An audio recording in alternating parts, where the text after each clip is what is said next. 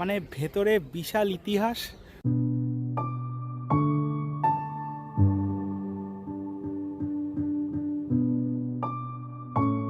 মুর্শিদাবাদ এই ঐতিহাসিক জায়গা সম্বন্ধে আমরা কম বেশি সবাই জানি। কি আছে, কেনই বা যাই বারবার ছুটে ওই নবাবের শহরে? কত হিংসা, কত যুদ্ধ, কত রক্তই না ঝরিয়েছে ওরা। বদলে কি পেয়েছে আমাদের বাংলা, কি পেয়েছে মুর্শিদাবাদ? বলতে কি পারেন?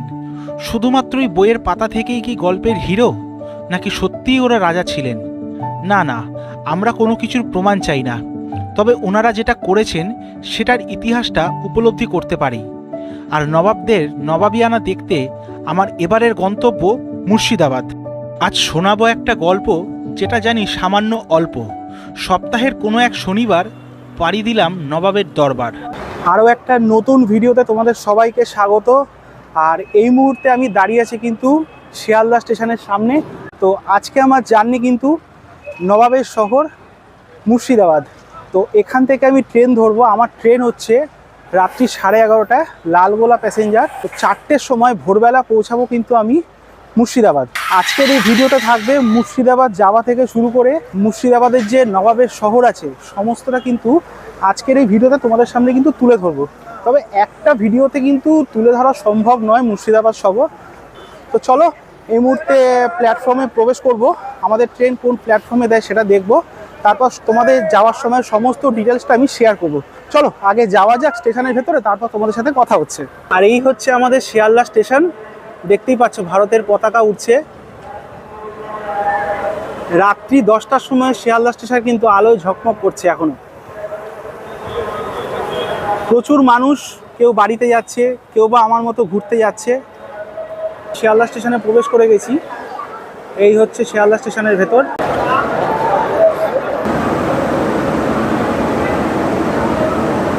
9 নম্বর প্ল্যাটফর্মে আমাদের লালগোলা প্যাসেঞ্জার ট্রেন দিয়ে দিয়েছে।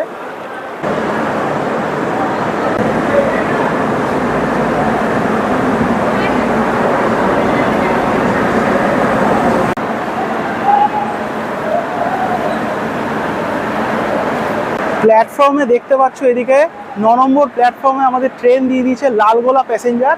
আর এই সামনের দিকে যেগুলো দেখতে পাচ্ছ এগুলো হচ্ছে সব জেনারেল কামরা। আমাদের কামরাটা কিন্তু ওই দিকটায়। তো আমার কামরা হচ্ছে S1, সিট নাম্বার 60। পেছন দিকে দেখতে পাচ্ছ এখানে আছে জেনারেল কামরা। এখানে 3টে জেনারেল কামরা আছে, এখানে আছে 3টে স্লিপার ক্লাস কামরা, আর সামনে আছে 5টা জেনারেল কামরা, আর একটা আছে এসি কোচ, ফার্স্ট এসি। ঘড়িতে দেখতে পাচ্ছ 11:20 বাজে।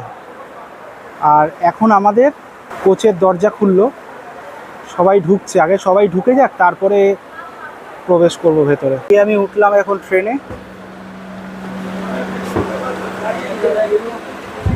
আর এই ট্রেনে উঠে গেছি। এটা হচ্ছে আপার বার্থ, এটা হচ্ছে মিডিল, আর আমার সিট হচ্ছে এটা 60 লোয়ার বার্থ, উইন্ডো সিট। তো অলরেডি কোচে উঠে গেছিলাম, সিটে ব্যাগ রেখে আসলাম। তো এখন ট্রেন ছাড়তে আমাদের 2 মিনিট থেকে 3 মিনিট মতো বাকি আছে। তো চলো ট্রেনটা ছাড়ুক, তারপরে বাকি যে জার্নির ডিটেলসটা আছে সেটা তোমাদের সাথে শেয়ার করব। তারপরে রাত্রিবেলার ডিনার করে আজকের মতো ভিডিওটা শেষ করব। কালকে আবার সকালবেলা তোমাদের সাথে দেখা হবে। চলো আগে ট্রেনটা ছাড়ুক, তারপর ডিনার করব। ডিনার করে কয়েকটা স্টেশন তোমাদেরকে দেখাবো, বাকি ডিটেলসগুলো তোমাদের সাথে শেয়ার করব, যে এই ট্রেনটা কোথায় কোথায় দাঁড়াচ্ছে সমস্ত কিছু তোমাদের সাথে শেয়ার করবো। চলো আগে ট্রেনটা ছাড়ুক। এখন অবধি সিগন্যাল রেড হয়ে আছে, সিগন্যাল দেয়নি এখনও। চলো যাওয়া যাক।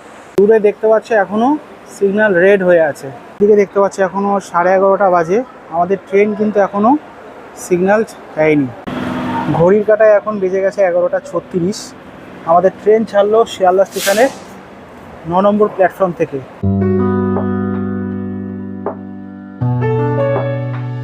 সপ্তাহে প্রতিদিন চলা এই ট্রেন রাত 11:30টায় শিয়ালদা স্টেশন থেকে ছেড়ে তার যাত্রা শেষ করে লালগোলা স্টেশনে ভোর 4:55-তে। সবেমাত্র আমাদের ট্রেন পার করলো এই মুহূর্তে বিধাননগর স্টেশন। তো ট্রেন এখন ভালোই স্পিড নিয়ে নিয়েছে। আমাদের পরবর্তী হল্ট কিন্তু হচ্ছে দমদম জংশন। বগিতে দেখতে পাচ্ছ এখানে 3টে সিট, আর এদিকে সাইড লোয়ার, এটা হচ্ছে সাইড আপার। আর এখানে দেওয়া আছে চার্জিং সকেট, আর এটা হচ্ছে ফ্যানের সুইচ। এই মুহূর্তে আমাদের ট্রেন ঢুকছে দমদম জাংশনে।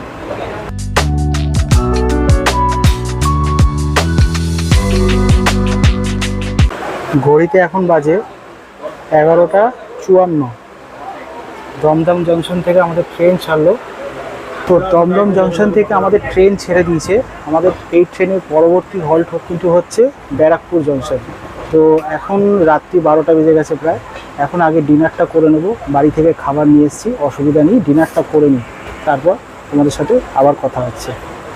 বাড়ি থেকে দেখতে পাচ্ছ আলু পটলের সবজি নিয়ে এসেছি, আর এই দোকান থেকে আটার রুটি নিয়ে এসেছি, আর বাড়ি থেকে সুজি নিয়ে এসেছি। সুজি আমার খুব পছন্দ। এখন বাড়িতে তৈরি আলু পটলের সবজি আর এই দোকানের হাত রুটি আর এই ঘরের সুজি দিয়ে কিন্তু রাত্রিবেলার ডিনার সারবো। রাত্রি হয়ে গেছে, তোমরাও ডিনারটা করে নাও। আর আমার এই যে বাড়ির যে সুজিটা, ওটা কিন্তু সুন্দর করে। আমার সুজি খুব পছন্দ। মানে আমি যদি কোনো বাড়ি থেকে সবজি আনি বা বাড়িতে যদি কিছু খাই, রুটির সাথে তরকারি আর পায়েস থাকলে পায়েস আর সুজি মিক্সড করে কিন্তু খাই, আমার দারুণ লাগে খেতে। তোমাদের কেমন লাগে নিজে কমেন্ট সেকশনে কমেন্ট করে কিন্তু জানাও। এখানে রুটিতে আলু রয়েছে আর এদিকে সুজি রয়েছে, এটা মিক্সড করে খাই, আমার দারুণ লাগে কিন্তু খেতে।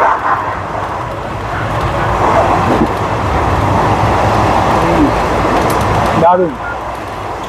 আর এদিকে খাচ্ছি আর ওদিকে আমাদের ট্রেন চলছে, দুর্বার গতিতে মানে ট্রেন চলছে। আমার খাওয়া দাওয়ার পর্ব এখনও চলছে। আর এদিকে আমাদের ট্রেন ঢুকে গেছে ব্যারাকপুর জাংশনে। খাওয়া দাওয়া শেষ করে নিয়েছি, হাত মুখ ধুয়ে ফেলেছি। এখন আপনাদেরকে একটু এই ট্রেনের বাথরুমটা একবার দেখিয়ে দিই। আর এইটা হচ্ছে বেসিন, এখানে জল পড়ে, এখানে কিন্তু কোনো ডাস্টবিন নেই। আর এটা হচ্ছে এই ট্রেনের ওয়াশরুম মোটামুটি বেশ ভালোই পরিষ্কার আছে, যেহেতু প্যাসেঞ্জার ট্রেন আছে। এখন সময় হয়ে গেছে রাত্রি 1টা প্রায়। আমাদের ট্রেন ঢুকেছে এই মুহূর্তে কল্যাণী স্টেশনে। তো এখন একটু ঘুমাবো, আবার ভোরবেলা তোমাদের সাথে মুর্শিদাবাদ স্টেশনে কথা হচ্ছে। চলো এখন একটু রেস্ট নিয়ে নিই, তারপর কালকে সকালে তোমাদের সাথে আবার দেখা হবে। ঘুমের মাঝখানে মেপে নিলাম ট্রেনের গতিবেগ। গঠনগত দিক থেকে এই ট্রেনে রয়েছে একটা বাতানুকূল কামরা, ভাড়া জনপ্রতি 345 টাকা, 3টে স্লিপার ক্লাস কামরা, ভাড়া জনপ্রতি 95 টাকা এবং 7টা জেনারেল কামরা। সঠিক সময়ে আমাদের ট্রেন পৌঁছালো মুর্শিদাবাদ স্টেশনে।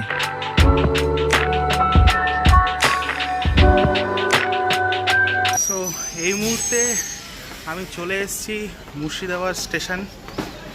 এখন মুর্শিদাবাদ স্টেশনের ওভারব্রিজে আছি। এই দেখতেই পাচ্ছ, এটা হচ্ছে মুর্শিদাবাদ স্টেশনের ওভারব্রিজ। যেহেতু এখন প্রায় ভোর রাত, এখন 4:15 বাজে। এখানে আমার রিটায়ারিং রুম বুক করা আছে, এখানে কিছুক্ষণ থাকবো, তারপরে সকালে ফ্রেশ হয়ে ব্রেকফাস্ট করে এখান থেকে মুর্শিদাবাদের যে ইতিহাস আছে, যে স্পটগুলো আছে, সেই জায়গাগুলো আমি কিন্তু আজকে ঘুরে বেড়াবো। চলো আগে রুমে যাই, দেখি রাত্রিবেলা আদৌ কেউ আছে কি না, তারপর তোমাদেরকে জানাচ্ছি পুরোটা। তো এই মুহূর্তে চলে এসেছি মুর্শিদাবাদের রিটায়ারিং রুমে। এই রুমটা আমি বুক করেছিলাম অনলাইন থেকে মাত্র 60 টাকায়, তাও আবার 24 ঘন্টা থাকার জন্য। তো খুবই সুন্দর, তবে একটা হাইট কেস হচ্ছে এই রুমে 4টে বেড আছে আর আমি ছাড়া কেউ নেই এখানে, একমাত্র আমি একা মনে হচ্ছে। তো রাত্রিবেলা পুরোই ফাঁকা, এখানে কেউই নেই। আমি স্টেশন মাস্টারের কাছে গেলাম, ওখানে গিয়ে কিছু ডকুমেন্ট সাবমিট করতে হয়, আইডি প্রুফ দিতে হয়, তারপরেই তোমাকে রুম দেবে এখানে। তো এই মুহূর্তে যে আছি দেখতে পাচ্ছ, এই হচ্ছে রিটায়ারিং রুম। এখানে একটা খাট আছে আর এখানে একটা খাট আছে আর এইদিকে একটা খাট আছে। তো এখানে এখন বাজে ঘড়িতে 4:30। এখানে কিছুক্ষণ রেস্ট নেব, মোটামুটি 4 ঘন্টা মতো রেস্ট নেব। রেস্ট নিয়ে তারপরে মুর্শিদাবাদ শহর ঘুরে দেখব। তো তোমরা যদি এরকম সময় আসো, তাহলে কিন্তু এই রিটায়ারিং রুমটা কিন্তু আগে থেকে অনলাইনে কিন্তু বুক করে রাখতে পারো। সেক্ষেত্রে কিন্তু আর হোটেল নিতে হবে না, মাত্র 60 টাকায় 24 ঘন্টা কিন্তু এখানে থাকতে পারো। মানে কোথাও তোমরা যাচ্ছ বা যাবে, সেখানে ধরো তোমাদের ট্রেন অনেকটা লেটে, তার জন্য কিন্তু রিটায়ারিং রুম কিন্তু একটা বেস্ট অপশান। তো যাই হোক, আর বেশি কথা বলবো না, দিনের আলো ফুটুক, তো তোমাদের রুমটা ভালো করে ঘুরিয়ে দেখাবো। এখন একটু রেস্ট নেব, ঘুমাবো, তারপরে আবার সকালে তোমাদের সাথে কথা হচ্ছে। চলো।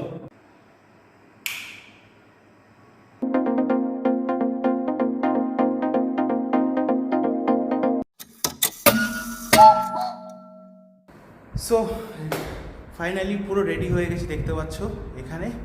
তো এইবারে মুর্শিদাবাদ এক্সপ্লোর করার সময় হয়ে গেছে। তার আগে তোমাদের এই রিটায়ারিং রুমের যে ভেতরটা একবার দেখিয়ে দিই। চলো একবার দেখে নাও রিটায়ারিং রুমটা। এই হচ্ছে রিটায়ারিং রুম। এখানে দুটো বেড আছে, আর বসার জন্য চেয়ারও আছে এখানে, আর এই দিকে দুটো বেড আছে। আর এখানে কিন্তু লকার ফেসিলিটিও আছে, চাইলে তোমরা লকার নিতে পারো। যদিও আমার দরকার হয়নি, আমি একা ছিলাম। আর এখানে একটা আয়না আছে। আর এই হচ্ছে ওয়াশরুম, কি বিশাল বড় ওয়াশরুম। এটা হচ্ছে স্নান করার জায়গা।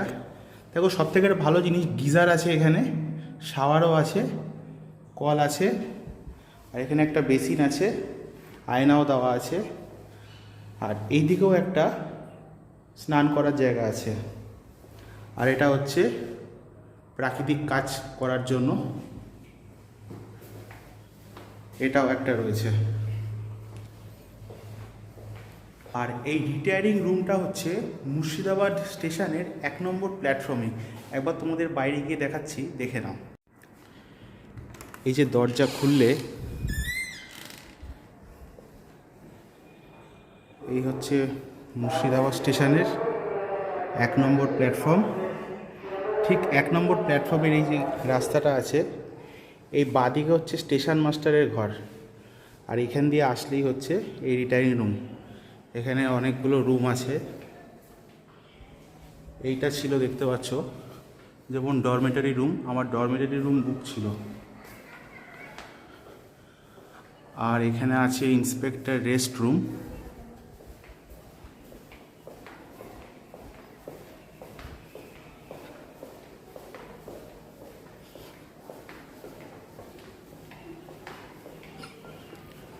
আর এখানেও লেখা আছে retiring room 1, 2। So retiring room book করা কিন্তু খুব সহজ। তোমরা যদি দূরে কোথাও যাচ্ছ, সেইখানকার পিএনআর নাম্বার যদি থাকে, তাহলে কিন্তু তোমরা অনলাইনেই কিন্তু রিটায়ারিং রুম বুক করতে পারো। বেশি খরচা পড়ে না। এটা ভ্যারি করে স্টেশন ওয়াইজ, সেখানকার স্টেশন ওয়াইজ। আমার যেরকম 24 ঘন্টার বুক ছিল, কিন্তু আমি 24 ঘন্টা থাকবো না। আমার খরচা পড়েছে মাত্র 60 টাকা। তো খুবই কম খরচে তোমরা কিন্তু থাকতে পারো। তো এখন আমি বেরিয়ে পড়ব। আগে বেরিয়ে কিছু সকালের জল খাবার খাবো, তারপর খাওয়ার পরে পুরো মুর্শিদাবাদটা চক্কর মারব। কোথায় কী ইতিহাস আছে সব কিছু খুঁজে বার করব। চলো এখন বেরোনো যাক, জল খাবার খেয়ে তারপরে ঘোরা যাবে মুর্শিদাবাদ শহর। আর এই যে এখানে দেখতে পাচ্ছ, এটা হচ্ছে মুর্শিদাবাদ স্টেশন। আর এই হচ্ছে 1 নম্বর প্ল্যাটফর্ম। আর এইখানেই ছিল হচ্ছে আমার রিটায়ারিং রুম। আর ওইদিকে দেখতে পাচ্ছ যেটা, ওটা ছিল হচ্ছে স্টেশন মাস্টার রুম। তো ওখান থেকে পারমিশন নিয়ে তারপরে কিন্তু রিটায়ারিং রুমে আসতে হয়। আর এখানে দেখতে পাচ্ছ, এই যে মুর্শিদাবাদ স্টেশন থেকে বেরোনোর পরে এই দূরে এখানে টোটো আছে। আর এখানে আছে সেই বিখ্যাত টাঙা গাড়ি। আজকে আমাদের মুর্শিদাবাদ শহর ঘুরিয়ে দেখাবে। দাদার নাম? জাহাঙ্গীর শেখ। জাহাঙ্গীর শেখ দাদা। আজকে দাদার সাথে আমি পুরো মুর্শিদাবাদ শহরটা ঘুরে দেখব।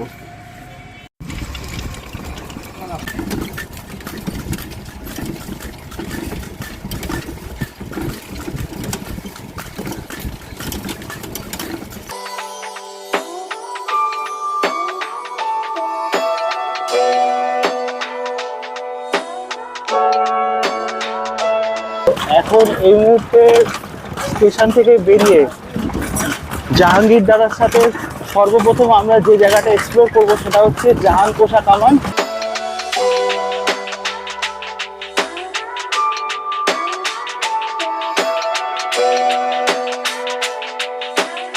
এই মুহূর্তে আমি মুর্শিদাবাদের সব থেকে প্রথম যে ডেস্টিনেশন আমার চলে এসেছি, আমার পেছনেই দেখতে পাচ্ছ জাহানকোষা কামান।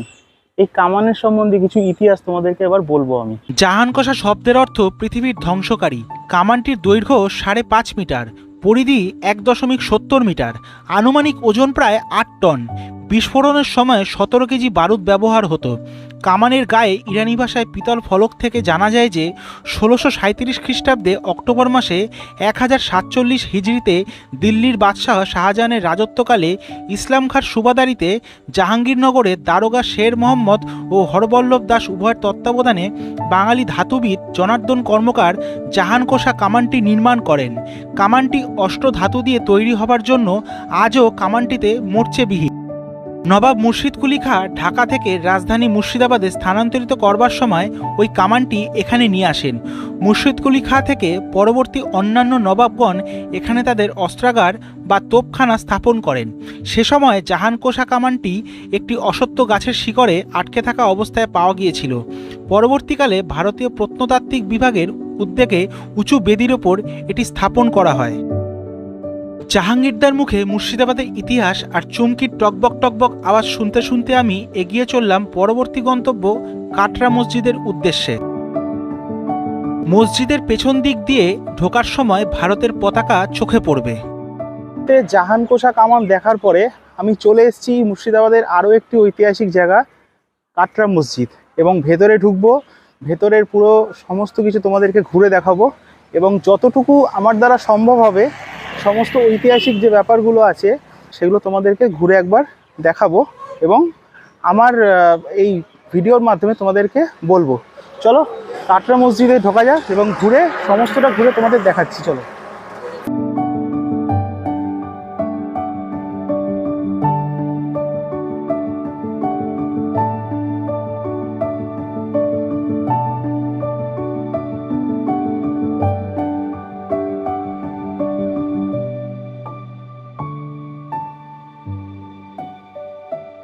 মসজিদের প্রবেশপথে প্রাপ্ত শিলালিপি থেকে জানা যায় যে 1723 থেকে 1724 খ্রিস্টাব্দের মধ্যে কাটরা মসজিদ নির্মিত হয়।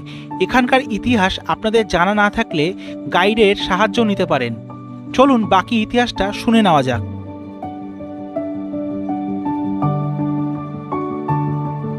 তো স্যার দেখুন, আমরা যেখানে দাঁড়িয়ে আছি স্যার একেবারে মসজিদের ব্যাক সাইডে দাঁড়িয়ে আছি। আমরা ধীরে ধীরে এই মসজিদের একেবারে ফ্রন্টে চলে যাব। ওখানে শায়িত আছে বাংলা, বিহার, উড়িষ্যার প্রথম স্বাধীন নবাব নবাব মুর্শিদ কুলি খাঁর, যার বুকের উপর দিয়ে আমাদের মারিয়ে যেতে হবে। তবে কেন একজন মহান নবাবের বুকের উপর দিয়ে মারিয়ে যেতে হবে? সত্যি কি তিনি কোনো মহাপাপ করেছিলেন? আমি পরে বলছি স্যার।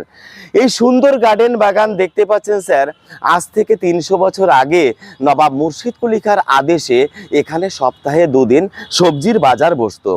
সে কারণে জায়গাটার নাম হয়েছে সবজি কাটরা মস্ক। এই কাটরা মিন্স মার্কেট, বাজার, এটা একটা আরবি শব্দ স্যার। পাশে দুটো মিনার দেখতে পাচ্ছেন স্যার, ওয়াচ টাওয়ার, বাংলায় বলা হয় একে বুরুজ।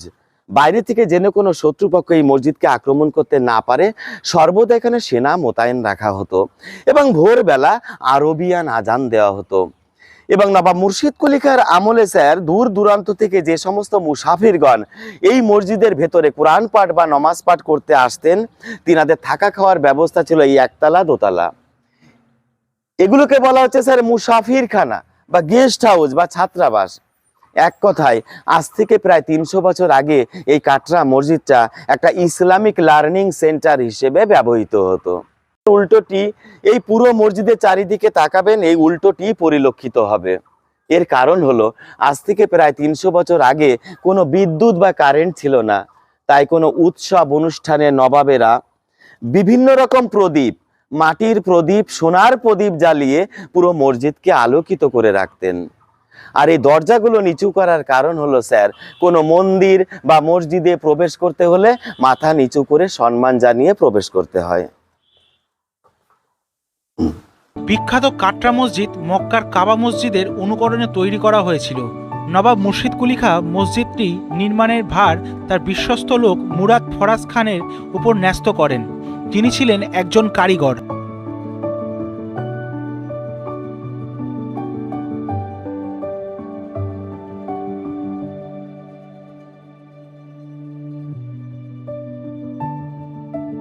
তার আগে নিচে তাকিয়ে দেখুন স্যার, এই সুড়ঙ্গগুলো দেখতে পাচ্ছেন, এই মসজিদের 3 দিকে প্রায় 14টা এরকম সুড়ঙ্গ আছে।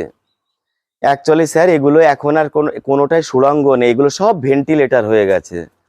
24 ঘন্টা ইয়ার পাসের ফলে এত বড় মসজিদ ড্যামেজ হবে না, তাই এই ভেন্টিলেটর গুলো করা হয়েছে।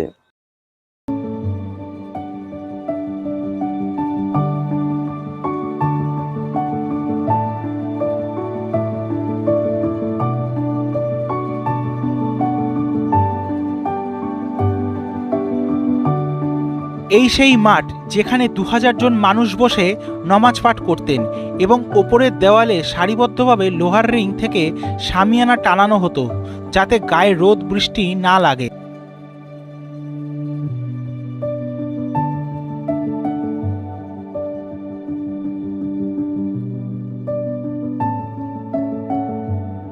মসজিদের সামনের এই দেওয়ালে বেলজিয়াম কাচ বসানো ছিল।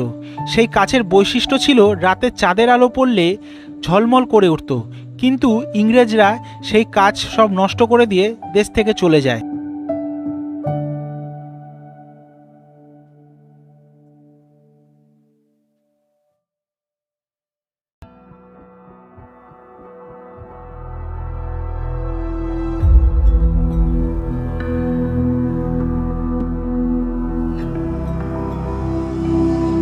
মসজিদের ভেতরে 5টি গম্বুজ ছিল।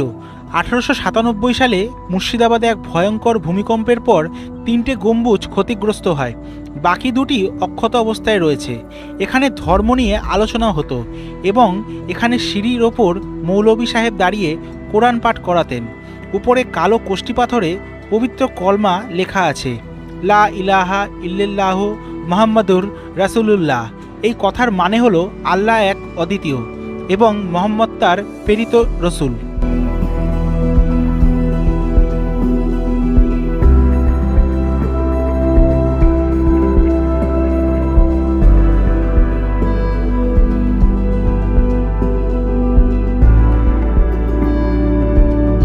মসজিদের প্রবেশদ্বারে পূর্ব দিক হতে 14টি সিঁড়ির ধাপ রয়েছে। এই সিঁড়িগুলোর নিচে মুর্শিদ কুলি খাঁয়ের সমাধি অবস্থিত। এটি নবাব মুর্শিদ কুলি খাঁয়ের ইচ্ছা অনুসারে করা হয়, যিনি তার জীবনে কৃত পাপকর্মের জন্য অনুতপ্ত ছিলেন এবং এটি তার নিরহংকারতার প্রকাশ।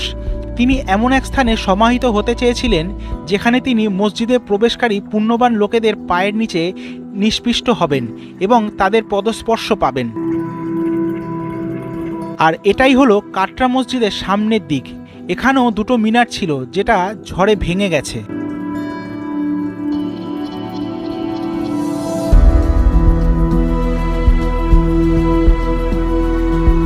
যেহেতু একমাত্র নবাব মুর্শিদ কুলি খাঁ হিন্দু থেকে ইসলাম ধর্ম গ্রহণ করেছিলেন, তাই শেষ জীবনে হিন্দু ও মুসলিম সম্প্রীতি রক্ষার জন্য পাশে একটা শিব মন্দির করার আদেশ দিয়ে গিয়েছিলেন। তবে এই মন্দির এখন সাধারণ মানুষ দেখাশোনা করেন এবং মসজিদটি আর্কিওলজিক্যাল সার্ভে দ্বারা দেখাশোনা করা হয়।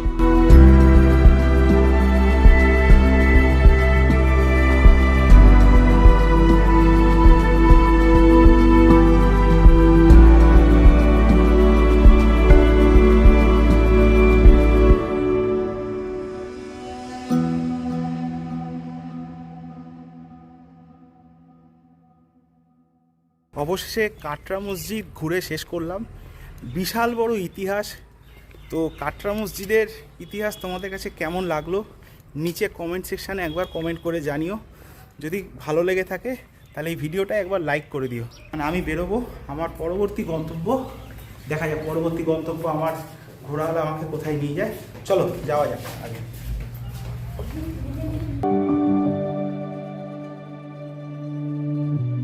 না, আজ এইটুকুই থাক। ভিডিওটা এমনিতেই অনেক বড় হয়ে গেছে। আগামী আরও 2টো পর্বে মুর্শিদাবাদের বিভিন্ন জায়গা ঘুরে দেখাবো। আজকের ভিডিওটা ভালো লেগে থাকলে লাইক, শেয়ার, সাবস্ক্রাইব করে চ্যানেলের পাশে থাকবেন। ফিরছি খুব তাড়াতাড়ি। ততক্ষণ সবাই ভালো থাকবেন, সুস্থ থাকবেন। ধন্যবাদ।